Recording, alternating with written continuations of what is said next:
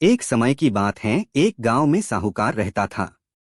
वैसे तो साहूकार अमीर व्यक्ति होते हैं जो दूसरे लोगों को ब्याज पर पैसे देने का कार्य करते हैं, लेकिन किसी कारणवश इस साहूकार की आर्थिक स्थिति अच्छी नहीं थी।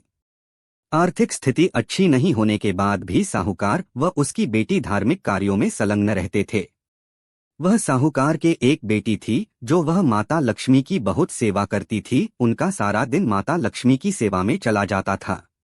उस साहूकार की बेटी प्रतिदिन सुबह उठकर स्नान इत्यादि करके पीपल के पेड़ को पानी देने जाया करती थी। सौभाग्य से उसी पेड़ पर माँ लक्ष्मी का भी वास था। एक दिन माँ लक्ष्मी उसके सामने साधारण महिला के रूप में आई तथा अपना परिचय दिया। माँ लक्ष्मी ने उससे कहा कि वह उससे मित्रता करना चाहती हैं।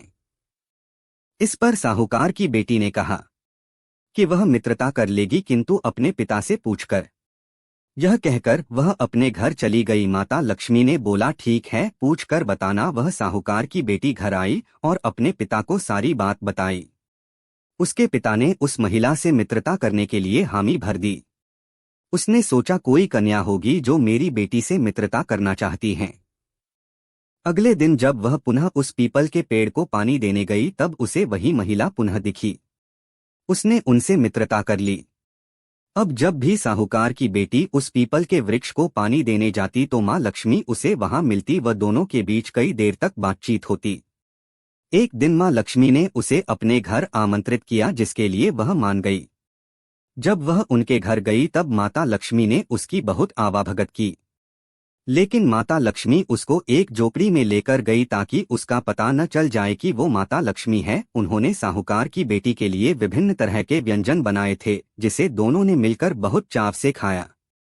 जब साहूकार की बेटी पुनः अपने घर जाने लगी तब माँ लक्ष्मी ने उससे पूछा कि क्या वह उन्हें अपने घर आमंत्रित नहीं करेगी। साहूकार की बेटी अपने घर की आर्थिक स्थिति जानती थी, लेकिन मित्र का प्रस्ताव ठुकरा नहीं सकी, इसलिए उसने इसके लिए हामी भर दी। घर आकर उसने सारी बात अपने पिता को बताई। साहूकार ने अपनी पुत्री को चिंतित देखकर उसे उपाय बताया। उसने उससे कहा कि वह साफ सफाई करके खाना बनाने के लिए चूल्हा लगा ले व चौकी सजा ले। इसके साथ ही 4 बत्ती के मुख वाला दीपक जला ले तथा माँ लक्ष्मी की आराधना करे। उसने अपने पिता के कहे अनुसार वैसा ही किया तथा माँ लक्ष्मी की आराधना करने लगी। तभी आकाश में एक उड़ती हुई चील आई, जिसके पंजों में रानी का नौलखा हार था। वह हार चील से उसी साहूकार के घर पर गिर गया। वह हार पाकर दोनों बहुत खुश हुए, लेकिन उनके मन में लालच नहीं आया।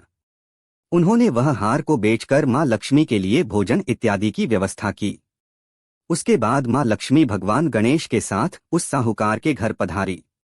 तब जाकर माता लक्ष्मी ने बताया, मैं ही वो कन्या हूँ जो आपसे रोज पीपल के पेड़ नीचे मिलती थी। उन दोनों ने मिलकर माँ लक्ष्मी व भगवान गणेश की बहुत सेवा की तथा किसी चीज की कोई कमी नहीं होने दी।